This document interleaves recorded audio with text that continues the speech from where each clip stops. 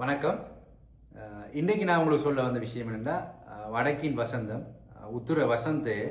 நாங்கள் ஏற்கனவே போன காணொலியில் கிழக்கின் உதயம் நகரின் நவோதய பற்றி சில விடயங்களை பார்த்திருந்தோம்.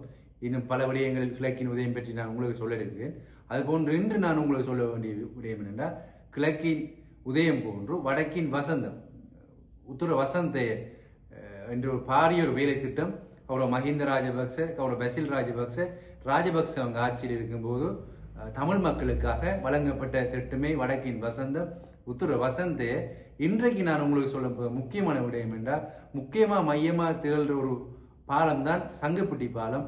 சங்குப்பட்டி பாலமானது இலங்கையிலே மிக தூரமான ஒரு நீளமான ஒரு பாலம் சங்குப்பட்டி பாலம். சங்குப்பட்டி பாலத்தை எமது தமிழ் மக்களுக்காக, தமிழ் மக்களின் இயல்பு வாழ்க்கை சரியாக கொண்டு செல்வதற்காக கௌரவ மஹிந்த ராஜபக்ச, கௌரவ பசில் ராஜபக்ச இருந்த ஆட்சி காலத்திலே தமிழ் மக்களுக்காக நிர்மாணிக்கப்பட்டு தமிழ் மக்களுக்காக கையளிக்கப்பட்டது. சங்குப்பட்டி பாலத்துக்கு 1.37 பில்லியன் பணத்தை ஒதுக்கி மக்களுக்காக நிர்மாணிக்கப்பட்ட பாலம் சங்குப்பட்டி பாலம். சங்குப்பட்டி பாலம் என்பது ஒரு மிக நீண்ட தூரமான பாலம். தமிழ் மக்களுக்காக, வடக்கு மக்களுக்காக நிர்மாணிக்கப்பட்டு கையளிக்கப்பட்டது.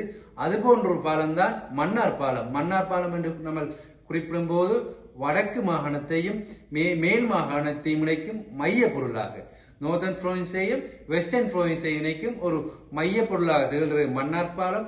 மன்னார் பாலமும் கௌரவ மஹிந்த ராஜபக்ச, கௌரவ பசில் ராஜபக்ச அவங்க ஆட்சியில் இருக்கும்போது வடக்கின் வசந்த மூலம், உத்தர வசந்தையின் மூலம் தமிழ் மக்களுக்காக கையளிக்கப்பட்ட பாலமே மன்னார் பாலம். மன்னார் பாலத்துக்காக 2.4 பில்லியன் பணத்தை செலவு செய்து மன்னார் பாலத்தை கட்டியமைத்து தமிழ் மக்களுக்காக இயல்பு வாழ்க்கை வாழ்வதற்காக, இலகுவாக தங்களுடைய பயணத்தை மேற்கொள்வதற்காக வழங்கப்பட்ட ஒரு திட்டமே வடக்கின் வசந்தம்.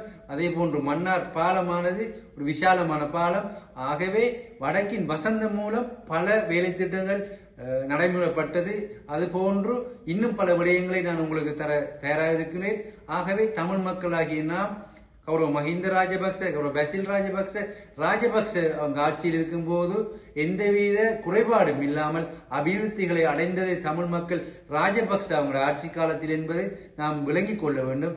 ஆகவே எதிர்வரும் காலத்தில் நிச்சயமாக ராஜபக்ச அவங்க ஆட்சி பீடம் ஏறும்போது நிச்சயமாக எங்களுடைய அனைத்து தேவைகளையும், பின்தங்கியுள்ள அனைத்து தேவைகளையும் நாங்கள் பூர்த்தி செய்து கொள்ள முடியும் என்பதை தமிழ் மக்கள் அறிந்த விடயமே. ஆகவே அனைவரும் நாங்கள் இணைந்து செயற்படுவோம், ஒன்றிணைந்து செயற்படுவோம். யார் தமிழ் மக்கள் மீது அக்கறை கொண்டு ஆட்சி செய்தார்கள் என்பது ராஜபக்ச என்பது நாம் அனைவரும் அறிந்த விடயமே. ஆகவே யுத்தம் முடிந்த பின் மக்களின் வாழ்வாதாரம் உட்பட அனைத்திலும் அபிவிருத்தி அடைந்தது ராஜபக்ச அவங்க ஆட்சி காலத்தில் என்பது நாம் அனைவரும் அறிந்த விடயம். அதுபோன்று நீங்கள் அனைவரும் இணைந்திருங்கள், இக்காணொலியை முழுமையாக பாருங்கள், இணைந்து பயணிப்போம். நன்றி, வணக்கம்.